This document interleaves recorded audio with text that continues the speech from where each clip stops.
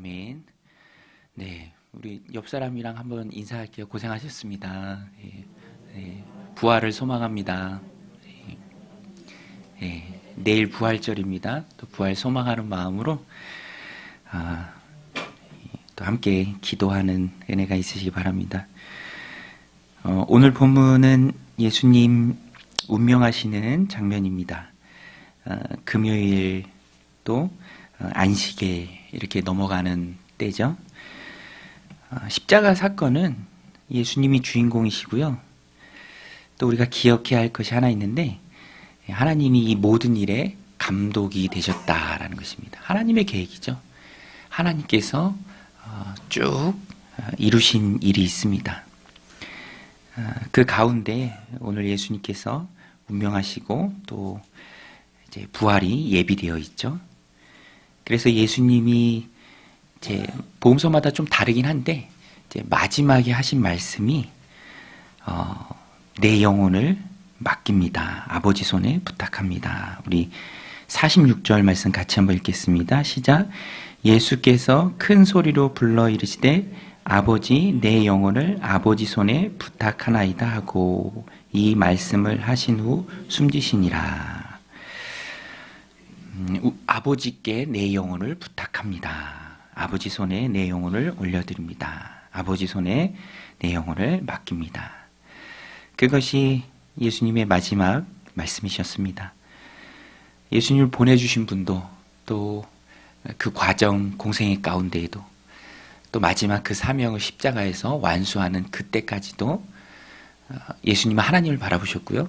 또 하나님은 그 모든 일에 계획하신 분으로서 예수님의 영혼을 맡는 처음 과정, 마지막까지 다 하나님께서 주관적으로 이끌어 가십니다. 그 하나님을 바라보며 주님은 주님의 영혼을 맡기신 것이죠. 그래서 이 모든 과정을 바로 앞에서 목격한 사람들은 다 고백합니다. 오늘 말씀 47절에도 보면 백부장이 고백하죠. 백부장이 그 된 일을 보고 하나님께 영광을 돌려 이르되 이 사람은 정령 의인이었도다 하고 이를 구경하러 모인 무리도 그 된 일을 보고 다 가슴을 치며 돌아가고. 복음서마다 표현이 조금 다른데 다 백부장이 했던 말입니다. 정령 의인이었도다. 정말로 하나님의 아들이었도다. 뭐 일련의 과정이 다 말해주죠. 정오부터 운명하시는 오후 3시까지 하늘이 빛을 잃고 어둠 가운데 있고 또 바위가 터지기도 하고 자던 성도들의 몸이 일어나고 휘장이 갈라지고 그런 모든 일련의 과정을 보면서 정말 하나님의 아들이었다 고백합니다. 또 눈앞에 달리신 예수님은 마지막까지 했던 말씀은 저들의 죄를 용서하옵소서 모르고 하는 것입니다. 용서하옵소서 그 기도를 합니다. 그리고 그 기도를 들은 좀 전까지도 예수님을 비방했던 그 강도 중에 한 명은 다른 강도를 꾸짖고 예수님께 구원을 요청하죠. 당신의 나라 임할 때 나를 기억하소서. 예수님께서 내가 오늘 나와 함께 낙원에 있을 것이다. 그 모든 과정을 본 사람들 백부장 고백할 수밖에 없었다. 마땅히 깨달을 수밖에 없었다라는 것입니다. 오늘 본문에 보면 하나님의 주도적인 역사가 속속들이 들어있고요. 잘 드러나는데요. 예수님께서 오후 3시에 운명하셨죠. 9시에 달리시고 오후 3시에 운명하셨습니다. 6시간을 십자가 위에 계셨죠. 그런데 이렇게 살펴보면 다 하나님의 너무나 주권적인 정말 세심한 그런 역사를 볼 수 있습니다. 하나님께서 일으키신 역사죠. 복음서마다 좀 차이가 있는데 다리를 꺾지 않았다 이렇게 기록된 복음서가 있습니다. 다리를 꺾지 않았다. 이것은 출애굽기에도 나오고 또 시편에도 예언된 말씀입니다. 예수님의 다리를 꺾지 않았다. 십자가형은요 고통의 지속을 위해서 주는 형벌입니다. 그것이 너무나도 잔혹하고 끔찍해서 로마인들도 아주 일부 제한적으로만 사용하는, 자국인들에게는 사용하지 않은 끔찍한 사용 방법이죠. 고통을 계속 주는 겁니다. 그런데 어느 시점에는 끝내야 할 때가 있을 때 다리를 꺾어요.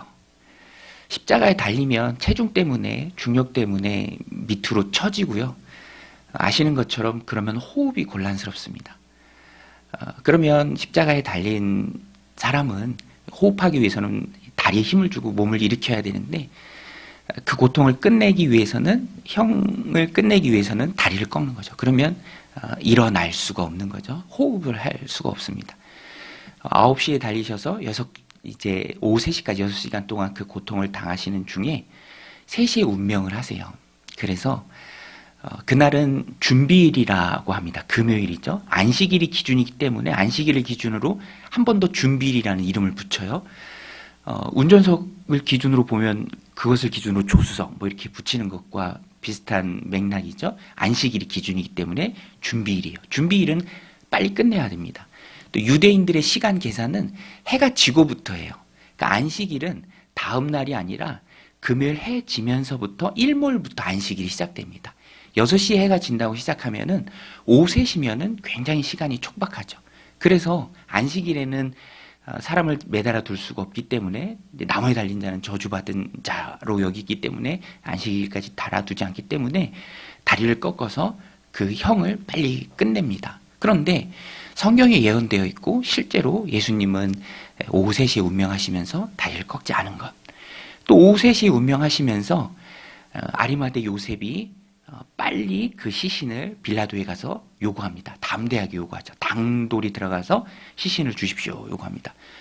벌써 운명하셨는가 깜짝 놀랄 만큼 여기에도 또 하나님의 주권적인 이끄심이 있었죠. 그래서 안식일이 시작되기 전에 이제 장사를 지냅니다. 장례가 치러지죠. 그래서 유대인 계산법으로 죽으신 지 3일 만이 돼요. 우리가 생각할 때는 통으로 3일이 아닙니다. 금요일은 3시간만 일부만 포함이 돼요. 그래도 하루예요. 그리고 해 지면서부터 토요일이 안식일이죠. 시작되는 안식일. 그리고 해 뜬 후에 또 안식 후 첫날 주일이 되는 거죠. 그래서 안식일 전체를 포함하고 안식일 전 준비일 금요일은 3시간을 포함하고 또 주일은 조금 더 일부를 포함해서 3일이 되는 것입니다. 이게 다 성경에 예언된 거예요. 주님이 십자가에서 하시는 말씀, 또 어떻게 죽으실 것인지 그 세세한 모습, 그리고 얼마 만에 부활하실 것인지 그것까지 다 하나님께서 총강독자로서 주관하십니다. 그리고 예수님의 운명하심은, 사명을 완수하심은 그 모든 예수님 오시기 700년 전 혹은 1000년 전 예언됐던 그 일들을 예수님께서 빠짐없이 하나씩 다 이루십니다. 성경을 응하게 하기 위해서 내가 목마르다 그 말씀도 하세요. 그러면 그 말씀 이후에 로마 병사들이 신포도주를 이 해면에, 스펀지 같은 해면에 머금고 갈대에 끼어서 예수님 위에 대는 그조차도 아주 디테일한 부분조차도 다 이루세요. 그것을 통해서 예수님 메시아심을 증거하는 거죠. 우리의 믿음을 도우시는 것입니다. 놀라운 일이에요. 이 모든 일을 주관하신 분이 바로 하나님이십니다. 아리마대 요셉이 자신이 준비한 부자예요. 아리마대 요셉. 공회의 회원이었지만 저들의 악한 일에 가담하지 않은 의로운 자였습니다. 그가 새 무덤에 예수님을 모시는 것까지 다 예언되었어요. 그 예언을 다 이루십니다. 54절에도 보면 이 날은 준비일이요 안식일이 거의 되었더라. 다 예언된 일을 주님이 이루십니다. 그리고 그 이면에서 모든 일을 주관하시는 분은 하나님이시죠. 하나님의 말씀은 한치의 오차도 없이 이루어진다. 여러분, 하나님의 말씀은 반드시 이루어지는 줄로 믿습니다. 하나님의 말씀은 반드시 이루어져요. 거짓이 없으신 분입니다. 말씀하신 것을 반드시 이루시는 신실하신 분이에요. 성품에 신실하시고 능력에 한이 없으신 분이죠. 우리는 예수님의 죽음을 보면서 그것을 또 깨닫게 됩니다. 하나님이 완벽하게 이루신다. 이 말씀 안에 우리가 보여야 할 믿음의 반응은 분명합니다. 구원 역사의 주관자 되신 하나님께서 내 삶도 주관하시니, 내 삶도 감독하시니, 내 삶도 인도하시니 우리는 믿음으로 하나님을 믿으며 신뢰하며 담대하게 나아가자. 오늘 본문에도 보면 아리마대, 선하고 의로운 아리마대 사람 요셉을 준비하죠. 50절에 보면 공회 의원으로 선하고 의로운 요셉이라 하는 사람이 있으니 그들의 결의와 행사에 찬성하지 아니한 자라. 그는 유대인의 동네 아리마대 사람이요 하나님의 나라를 기다리는 자라. 그가 빌라도에 가서 예수의 시체를 달라요 이를 내려 세마포로 싸고 아직 사람을 장사한 일이 없는 바위에 판 무덤에 넣어두니라. 놀랍습니다. 하나님이 하나님의 일을 이루심에 꼭 필요한 사람을 준비시켜 주세요. 예수님은 이미 운명하셨어요. 운명하신 그 예수님의 장사 하나님이 주관하십니다. 그리고 그것이 다 말씀을 이루는 일입니다.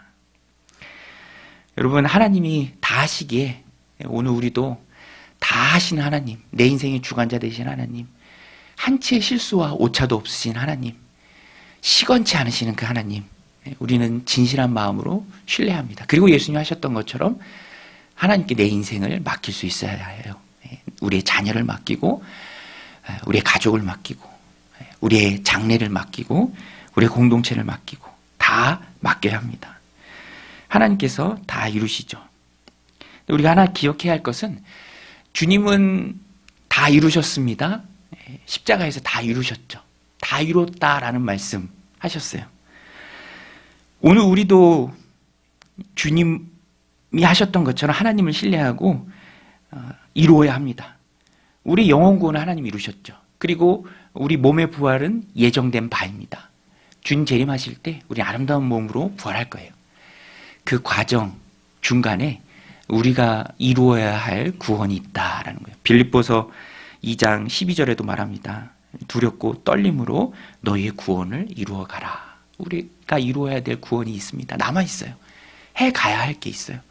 주님은 다 이루셨지만 우리는 계속 이루어야 할 구원이 있다. 그리고 그 중심에 아버지 하나님을 신뢰하는 마음이 있어야 한다라는 것입니다. 그것이 없으면 힘들어요. 어렵죠. 삶은 변화무쌍하고 환경은 수시로 변하고 우리에게 맡겨진 우리가 이루어가야 할 주님의 본을 따라서 이루어가야 할 우리에게 맡겨진 사명이다라는 것입니다. 분명한 것은 그 시간을 통해서 우리가 단단해지고요. 또 연단되어지고 그 모든 시간을 통해서 우리가 예수님을 닮아갑니다. 그리고 예수님도 다 당하셨던 거예요. 우리가 고난 당하신 것 주님 다 당하셔서 우리를 알고 동정하시는 분입니다. 히브리서에 나오죠. 수월할 때도 있고요. 또 버겁다고 느낄 때도 있습니다. 그것은 어찌 보면 당연한 것이죠. 이루어 가야 하기에. 그렇지만 우리는 그 방법을 압니다. 하나님께 맡기는 것이죠. 예수님이 운명하실 때 그것을 분명한 메시지로 오늘 우리에게 보여주십니다. 예수님은 시작도 또 과정도 마지막도 다 하나님 한 분만 신뢰했어요. 하나님 한 분만 바라봤습니다. 그리고 마지막에도 하나님께 맡기시죠. 우리 46절 말씀 한 번만 더 같이 읽도록 하겠습니다. 시작. 예수께서 큰 소리로 불러 이르시되 아버지 내 영혼을 아버지 손에 부탁하나이다 하고 이 말씀을 하신 후 숨지시니라. 주님이 하신 것과 우리가 해야 할 것이 물론 질적으로 다릅니다. 같을 수가 없죠. 그러나 본질적으로 우리가 본받아야 될 모습입니다. 우리도 하나님께 맡겨야 합니다. 믿고 순종했을 때 주님이 맡기는 삶을 살고 그 마지막까지 사명을 이루셨을 때 하나님께서 예수님을 높여주죠. 높이십니다. 모든 이름에 뛰어난 이름을 예수님에게 주십니다. 모든 사람으로 예수 그리스도 앞에 무릎 꿇게 하세요. 예수님이 기준이에요. 하늘에까지 하나님 우편에까지 높이시죠. 낮아지신 예수님을 하나님이 높이십니다.